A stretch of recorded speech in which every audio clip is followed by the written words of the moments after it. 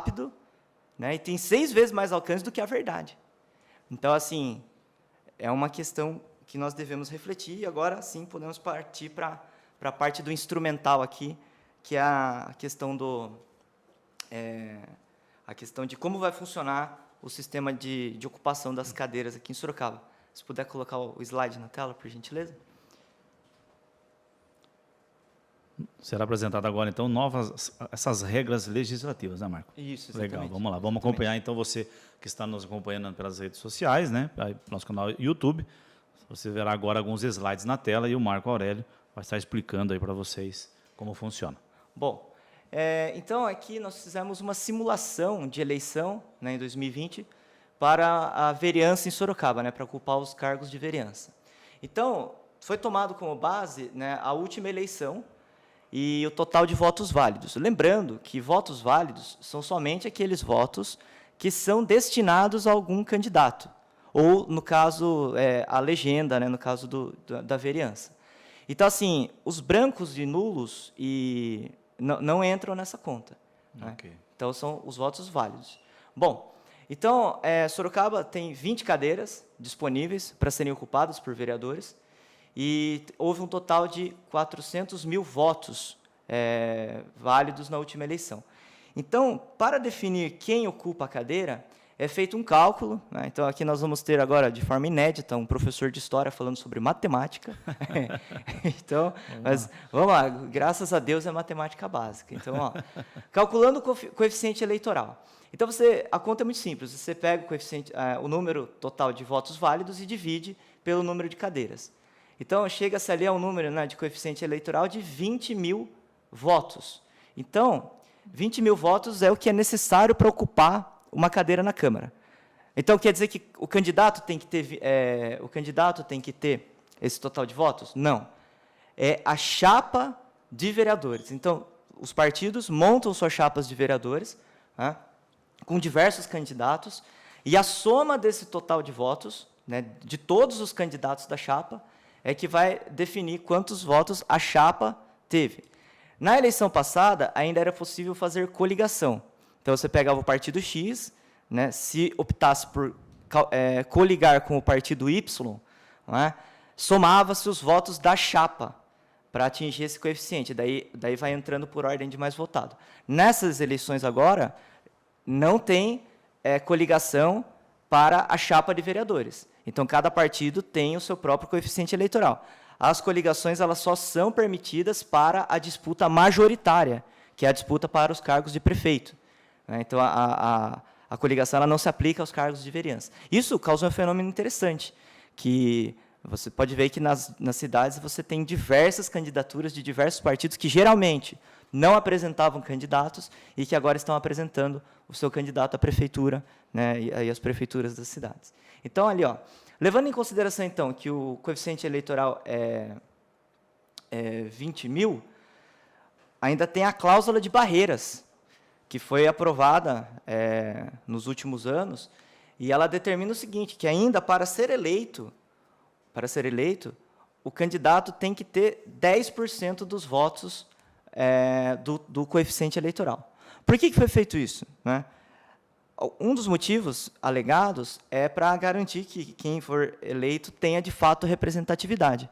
Porque, por exemplo, você vai pegar um candidato que estoura de votos, né, porque tem números aí que arrebentaram de votos. Né, tem muitos votos, porque são figuras muito populares, algumas até do meio artístico, televisivo, né, e da comédia, né, para não entrar aqui no mérito de quem que é o candidato em questão.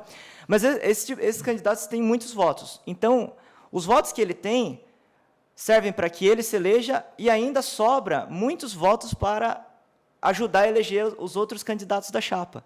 Então, já chegou-se ao ponto de um candidato ser eleito quase sem voto, porque alguém na chapa dele teve muitos votos e aí ele entrou nessa carona. Então, tem esse critério da cláusula de barreiras aí do candidato. Okay. Isso é 100% bom? Por um lado, é bom, mas tem outro lado que ele acaba... Os partidos que têm muitos votos de legenda, que são aqueles partidos que os eleitores eles votam na legenda, porque ele acredita que qualquer candidato daquele partido, por uma afinidade ideológica, alguma coisa assim, vai representá-lo bem.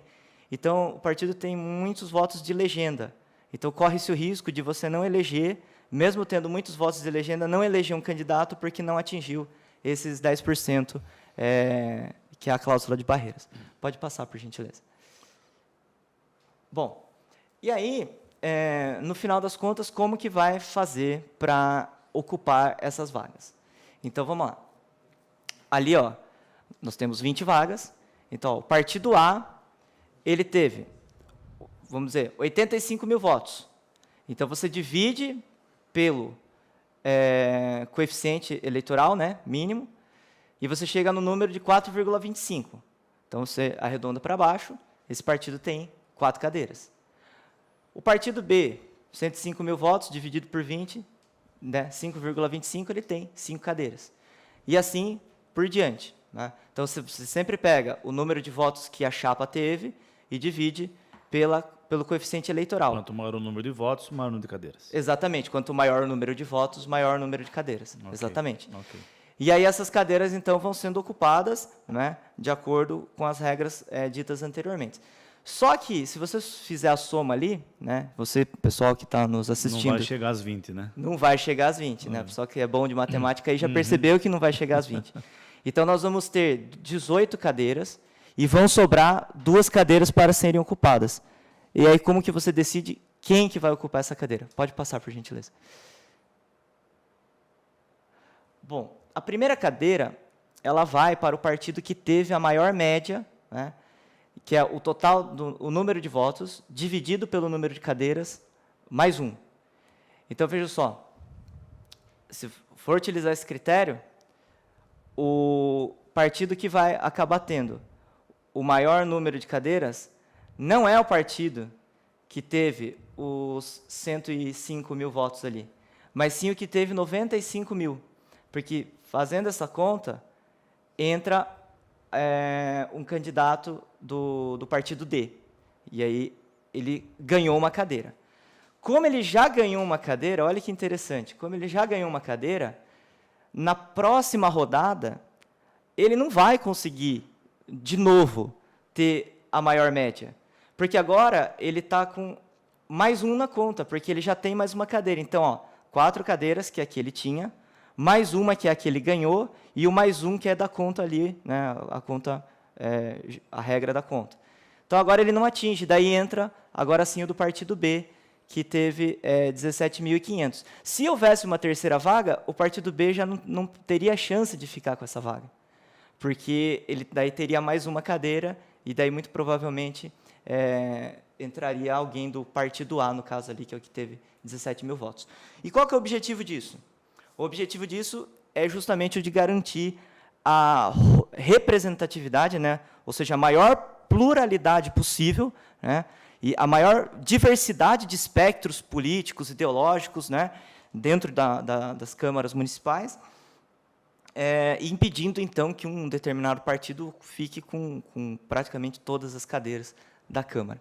Então, é um mecanismo, né? Um instrumento que visa, então, a garantia da democracia e da pluralidade. Então, por isso, muitas vezes, o cidadão não entende quando ele vê que um candidato teve 5 mil votos e não entrou, e um outro candidato teve menos votos, 2 mil votos entrou. E ele entrou. Então, aí fica essa dúvida. Então, está aí a razão do porquê isso acontece.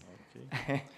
Muito obrigado, pessoal. Muito bem, esse foi o Marco Aurélio. Obrigado, Marco, pela sua presença aqui. E aqui, professor de História, é isso, Marco? Sim, sim, sim. Professor de História. Professor de História, mas sabe um pouquinho de matemática, né? Já viram aqui, sabe um pouquinho de matemática.